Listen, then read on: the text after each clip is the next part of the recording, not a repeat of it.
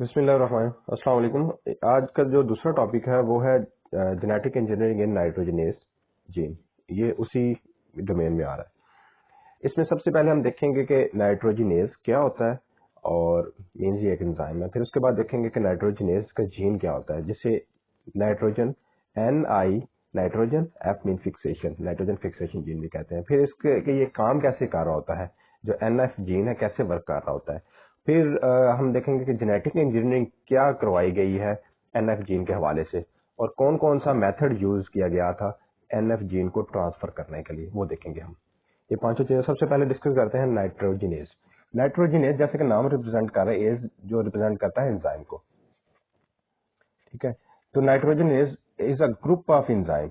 ठीक है, ये ग्रुप ऑफ एंजाइम है, अकेला एंजाइम नहीं होता। ये group of enzyme which process nitrogen fixation, जो नाइट्रोजन फिक्सेशन करवा रहे होते हैं। ठीक है, ये group of enzyme which process nitrogen fixation. तो जैसे कि इसके एग्जांपल में हम देखें तो इसमें आ जाएगा nitrogenase, reductase and D nitrogenase, जो डी नाइट्रिफिकेशन करवा रहे होते हैं। ठीक है, डी नाइट्रोजिनेज, ये वाले एंजाइम इसमें आ जाएंगे। इसके अलावा और भी बहुत सारे एंजाइम्स हैं, ये एग्जांपल है इसकी। ठीक है, अब आता है नाइट्रोजिनेज जीन। नाइट्रोजिनेज जीन को एनआईएफ जीन भी कहा जाता है, क्योंकि N for nitrogen, F for fixation, ऐसे जीन जो नाइट्रोजन फिक्सेशन के लिए रिस्पॉन्सिबल होते हैं बाय मेकिंग नाइट्रोजिनेज एंजाइम्स। अब जिस तरह नाइट्रोजिनेज ग्रुप ऑफ एंजाइम होता है, डेफिनेट जो वो जिससे इनकोड हो रहा होता है वो भी क्या होगा, क्लस्टर ऑफ जीन होगा। नाइट्रोजिनेज जीन क्या है, is a cluster of genes. ठीक है, जो रिक्वायर होता है maturation first of all, second regulation किसकी, नाइट्रोजिनेज। ठीक है, नाइट्रोजिनेज जो एंजाइम होते हैं उनकी मैच्योरेशन, उनको मैच्योर करने के लिए, उनको रेगुलेट करने के लिए नाइट्रोजिनेज जीन जरूरी होते हैं। अब नेक्स्ट आता है regulation of NIF gene.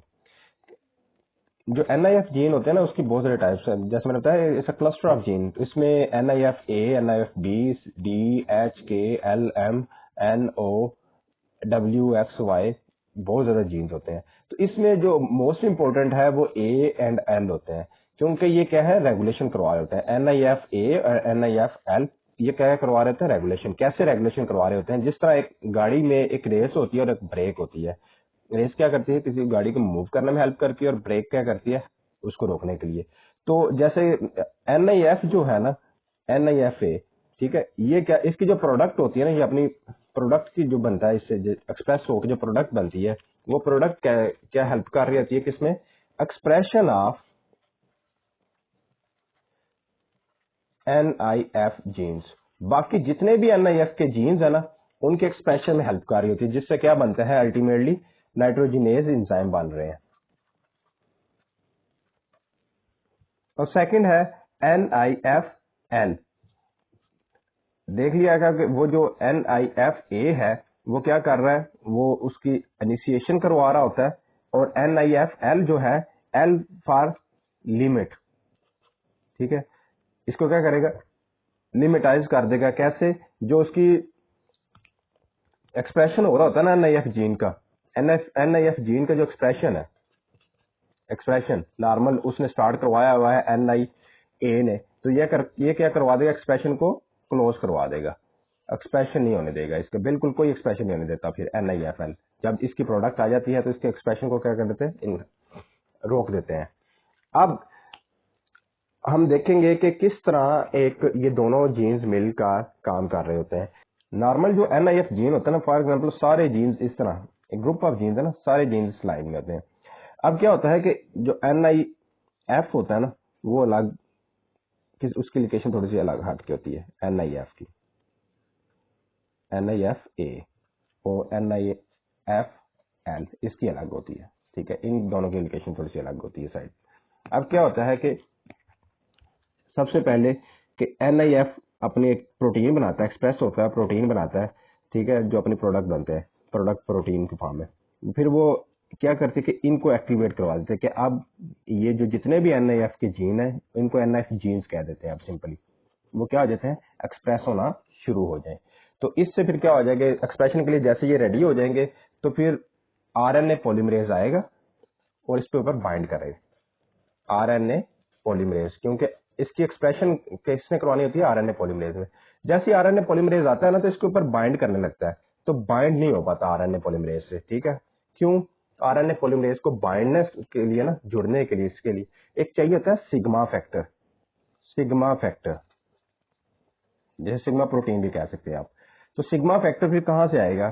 Sigma factor इसके पास नहीं होता आरएनए पॉलीमरेज के पास, तो फिर सिग्मा फैक्टर जो है ना, एक और जीन होता है जो एक्सप्रेस कर रहा होता है, जिसे कहते हैं एनटीआर, नाइट्रोजन ए। ठीक है, ये इसके जो प्रोडक्ट बनते हैं जब ये एक्सप्रेस होता है तो ये बनाता है सिग्मा फैक्टर। Sigma factor. तो अब ये वाला जो एक तो नंबर ए NIF का एक्टिवेट होना, फिर उसके साथ साथ NTRA, इन दोनों का जब एक्टिवेट हो जाता है, ये कहता है कि जी रेडी है जीन्स एक्सप्रेशन के लिए। और फिर ये क्या है, जब आरएनए पॉलीमरेज पहुंचता है तो लेकिन वो क्या है, बाइंड नहीं कर पाता, तो फिर क्या है, सिग्मा फैक्टर जाते हैं, रिकॉग्निशन नहीं कर पाता, तो क्या जाते हैं फिर ये यहाँ पे सिग्मा फैक्टर जाते हैं और इसको क्या करते हैं, आप कहते हैं कि आप इसके ऊपर आप लोड हो जाए और क्या करवा दें, इसका जीन एक्सप्रेशन करवा दें NIF जीन्स के। तो इसके बाद क्या हो जाएंगे, इसकी क्या बन जाएंगी, नाइट्रोजिनेज एंजाइम बन जाएंगे। और जहां पर जरूरत खत्म हो जाती है तो फिर क्या हो जाता है, NIF की क्या हो जाता है, NIF जो L होता है ये अपनी प्रोडक्ट बनाता है और इसको क्या कर देता है, स्टॉप करवा देता है, लिमिट कर देता है। ठीक है, इस तरह रेगुलेशन हो रही होती है NIF जीन के अंदर। अब आते हैं genetic engineering of NIF gene. इसमें क्या करते हैं कि आप जो NIF जीन देख लिया कि यही जो बैक्टीरिया के अंदर नॉर्मली प्रेजेंट होते हैं और डिफरेंट तरह के बैक्टीरिया के अंदर, तो इसमें क्या करते हैं कि हम उन बैक्टीरिया से NIF जीन्स ले लेते हैं, जितने भी NIF जीन्स है ना वो निकाल लेते हैं। ठीक है, और उन्हें ट्रांसफर कर देते हैं प्लांट्स के अंदर, उन्हें प्लांट्स के अंदर ट्रांसफर कर देते हैं। ट्रांसफर के मेथड देख लेंगे हम कैसे कैसे करेंगे। NIF जीन्स लेंगे और प्लांट के अंदर ट्रांसफर कर देंगे, तो इससे क्या हो जाएगा, अल्टीमेटली प्लांट्स भी क्या बनाना शुरू कर देंगे, एक्सप्रेस करना शुरू कर देंगे। जब प्लांट्स के पास भी NIF जीन्स होंगे तो प्लांट्स क्या कर देंगे, एक्सप्रेस करना शुरू कर देंगे नाइट्रोजिनेज एंजाइम, जो कि फिर क्या कर रहा होगा, जो नाइट्रोजन फिक्सेशन करवा लेंगे, यानी ऐसे प्लांट नाइट्रोजन फिक्सेशन खुद करवा सकते हैं। अब यहाँ पर एक चीज रहेगी है, वो ये कि जो NIF जीन्स है वो अकेले काम नहीं कर सकते, जितने भी हैं A से लेके WXY तक, तो जितने अकेले काम नहीं कर सकते, इसके साथ एक और जीन कम से कम होना जरूरी होता है, जिसे कहते हैं NTRA, जो क्या बना रहा होता है, सिग्मा फैक्टर। ये सिग्मा फैक्टर बनाना है। तो इसलिए जब भी इसकी जेनेटिक इंजीनियरिंग करवाई जाती है ना NIF जीन की, तो दो जीन, एक तो NIF जीन जितने भी सारे वो, और साथ साथ सिग्मा फैक्टर बनाने वाला NTRA, ये दोनों जीन्स क्या करवाए जाते हैं, प्लांट में इंट्रोड्यूस करवाए जाते हैं। और प्लांट में ये मोस्टली इंट्रोड्यूस कहाँ पे करवाए जाते हैं, क्लोरोप्लास्ट के अंदर। प्लांट में जो इसकी इंट्रोडक्शन होती है ना, तो वो क्लोरोप्लास्ट के अंदर हो रही होती है। क्लोरोप्लास्ट में इसके इसको इंट्रोड्यूस करवाया जाता है और फिर क्या हो जाता है, अल्टीमेटली उससे नाइट्रोजिनेज एंजाइम बनेंगे। नाइट्रोजिनेज एंजाइम जब बनेंगे तो फिर क्या होगी, वो फिक्सेशन करवा दें। अब वो जो प्लांट हो जाएंगे, इस काबिल हो जाएंगे कि वो खुद ही जो एटमॉस्फेरिक नाइट्रोजन है उसको NH3, NH2, NO3 अपनी मर्जी से नाइट्राइट, अमोनियम या नाइट्रेट में शिफ्ट करके कंज्यूम कर सकते हैं। अब आते हैं methods of translation of NIF gene. NIF gene को किस तरह ट्रांसफर किया जा सकता है? टू मेथड जो मोस्ट फेमस यूज करते हैं, एक होता है टाइप TI प्लाज्मिड और second one is micro injection. Micro injection पहले करते हैं discuss TI plasmid. TI plasmid असल में होते क्या है, ये एग्रोबैक्टीरियम से लिए गए हैं। इनको नाम जैसे रिप्रेजेंट करें T&I, T mean tumour, I for inducing. तो ऐसे प्लाज्मिड जो क्या करवाते हैं, ट्यूमर इंड्यूस करवा रहे होते हैं। और इन ऐसे प्लाज्मिड को जो हम लेते हैं ना, ये ले रहे होते हैं एग्रोबैक्टीरियम से, एग्रोबैक्टीरियम स्पीशीज। ठीक है, ऐसे एग्रोबैक्टीरियम स्पीशीज से ले रहे हैं। ठीक है, तो उसमें क्या करते हैं, हम उनसे TI को एक्सट्रैक्ट करते हैं। नॉर्मल ये TI होता है, इनसे हम जो लेते हैं तो वो TI का ये साइज होता है। ठीक है, फॉर एग्जाम्पल फिर उसको क्या करते हैं, हम उसको एंडो रिस्ट्रिक्शन एंजाइम को यूटिलाइज करते हैं और इनको एक पोर्शन क्या कर लेते हैं, इसमें से कट करवा लेते हैं। कट करवाने के बाद ये इस फॉर्म में आ जाता है। ठीक है, ये इस फॉर्म में चला जाता है। अब यहाँ पर जो इतना सा पोर्शन बचा हुआ ना, इसमें हम अपने मर्जी के एंजाइम, ये रेड से शो करने लगा हूँ NIF, ठीक है, और ये ब्लू से थोड़ा सा है NTR, मीन्स NTRA, और ये है NIF, जितने भी हैं ये सारे के सारे क्या हैं, फिर इसमें लोड करवा दिए जाते हैं। लोड करवाने के बाद इसको किस में इंजेक्ट करवा दिया जाता है, ये प्लांट सेल के अंदर। ये प्लांट सेल है ना, तो प्लांट सेल में क्या करवा देते हैं, इसको लोड करवा दिया जाता है, और फिर ये इसके क्लोरोप्लास्ट में जाके क्लोरोप्लास्ट में एंटर होकर अपना एक्सप्रेशन देंगे और नाइट्रोजनेज एंजाइम बाइंड देंगे। क्लोरोप्लास्ट में एंटर होने के बाद एक्सप्रेशन करेंगे।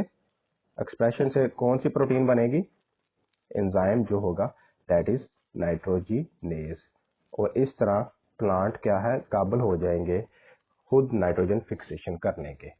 अब सेकंड है माइक्रो इंजेक्शन। ये बहुत सिंपल होता है कि इसमें एक इंजेक्शन यूज किया जाता है। इसमें सिर्फ और सिर्फ जो रेड से मैंने शो किया NIF और सेकंड जो NTRA, ये दोनों क्या किए जाते हैं, ये दोनों जीन्स लोड करवा लिए जाते हैं इंजेक्शन में, ठीक है। ये बहुत बारीक होता है इंजेक्शन।